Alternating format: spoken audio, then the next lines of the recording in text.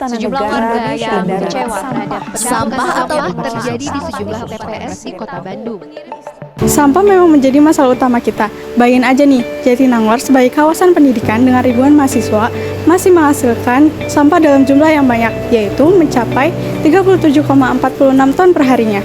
Namun pengelolaan sampahnya masih kurang baik guys, dengan skor tingkat penanganan oleh masyarakat 0,1 dari 1.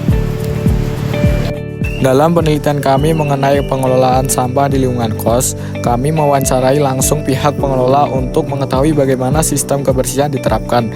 Dari wawancara tersebut, pengelola menjelaskan bahwa mereka sudah memiliki prosedur yang cukup teratur. Setiap 2 hari sekali, petugas kebersihan datang ke kamar masing-masing untuk mengambil sampah, sehingga sampah tidak menumpuk dan kondisi kamar tetap nyaman bagi penghuni.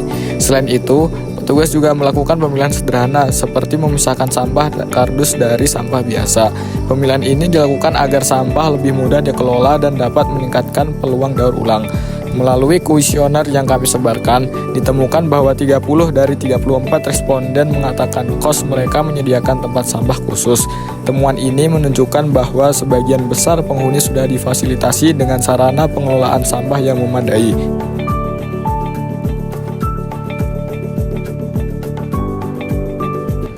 Di sisi lain, 4 dari 34 responden kita tidak memiliki pembuangan sampah di kos mereka, sehingga mereka harus membuang di luar kos mereka.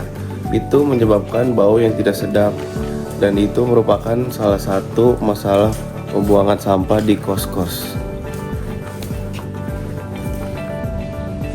Setelah melakukan pembuangan sampah di bank sampah ini, timbul permasalahan baru nih teman-teman, yaitu pihak kebersihan dari luar lingkungan kos selalu telat mengambil sampah yang ada di sini, sehingga hal tersebut menyebabkan masalah baru.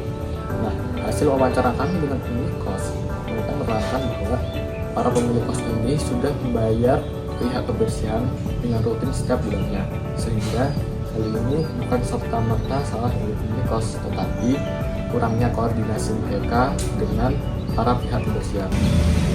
Selain itu, ada permasalahan lainnya nih teman-teman, yaitu tentang pemilihan sampah di kos. Sebetulnya, berdasarkan hasil wawancara kami dengan pengelola kos, para pengelola kos ini sudah menyediakan tempat sampah yang sudah dipilah berdasarkan kategorinya. Akan tetapi, para penghuni kos meninggalkan hal tersebut, sehingga program pemilihan sampah di area kos ini tidak berjalan dengan baik. Nah, hal ini dapat disimpulkan bahwa pemilihan sampah di area kos ini tidak berjalan baik bukan karena kesalahan dari pengelola kos tersebut, akan tetapi karena kurangnya kesadaran dari penghuni kos. Mereka tidak peduli tentang pemilihan sampah yang ada di area kos mereka sendiri. Dari permasalahan-permasalahan yang ada, kami dapat memberikan 3 saran yang dapat membuat pengolahan sampah di kos lebih efektif dan tentunya nyaman. Saran pertama, yaitu pemilik kos perlu menyediakan fasilitas pembuangan sampah di kos-kosan mereka yang tentunya rapi, terhindar dari hujan, dan sampahnya dipilah.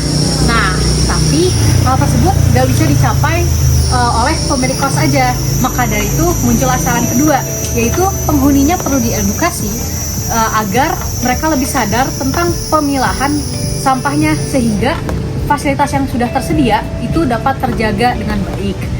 Edukasinya dapat menggunakan chat dari WA, ataupun kalau mau lebih tegas bisa nih pakai aturan di kos-kosannya.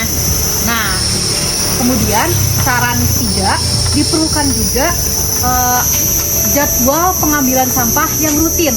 Apalagi nih kalau kos-kosannya tuh penghuninya lebih dari 50 orang. Tentunya diperlukan atau disarankan agar sampahnya tuh dikosongkan setiap hari, agar tempat sampahnya tuh nggak numpuk terus nyebabin kendala-kendala seperti bau yang tidak sedap. Intinya, sampah merupakan tanggung jawab bersama, bukan hanya menjadi masalah pemilik kos, tetapi juga kita sebagai penghuni kos. Yuk, tumbuhkan kesadaran bersama.